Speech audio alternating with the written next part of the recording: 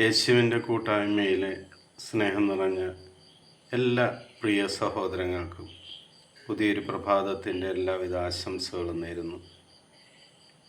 അതിരാവിലെ തന്നെ ദൈവവചനം കണ്ടുകൊണ്ടും വായിച്ചുകൊണ്ടും കേട്ടുകൊണ്ടും ദൈവസന്നിധിയിലായിരുന്ന് പുതിയൊരു ദിവസം തുടങ്ങുവാൻ നമുക്ക് അവസരം തന്നതിന് ദൈവത്തിന് നന്ദി പറയും.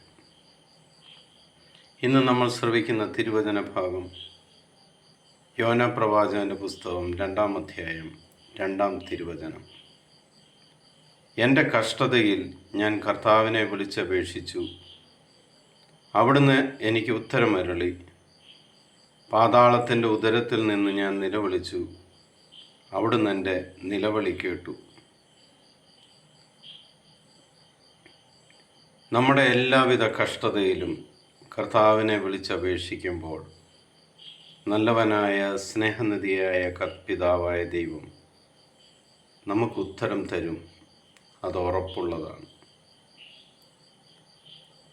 യേശുക്രിസ്തുവിൻ്റെ ചങ്ക് കീറി ആ ചങ്കിൻ്റെ ഉള്ളിലേക്ക് നമ്മളെ ഓരോരുത്തരെയും എടുത്തു വെച്ച കർത്താവ് നമ്മുടെ കഷ്ടത കാണുമ്പോൾ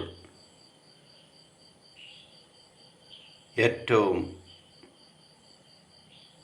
സ്നേഹത്തോടെ ആ കഷ്ടതകൾക്ക് മറുപടി തന്ന് നമ്മളെ ആശ്വസിപ്പിക്കുന്ന ദൈവം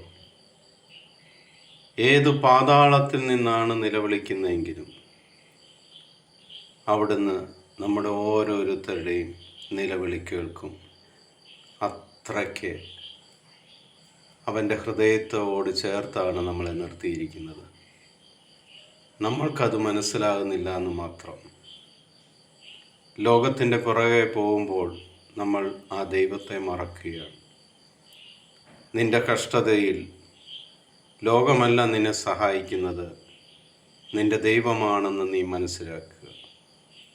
പിതാവായ ദൈവത്തിൻ്റെയും പുത്രനായ യേശുക്രിസ്തുവിൻ്റെയും പരിശുദ്ധാത്മാവിൻ്റെയും കൃപയും അനുഗ്രഹവും സമാധാനവും സമൃദ്ധമായിട്ട് നിങ്ങളുടെ മേലുണ്ടായിരിക്കട്ടെ. ഈശോ മിശിഹായ്ക്ക് സ്തുതിയായിരിക്കട്ടെ.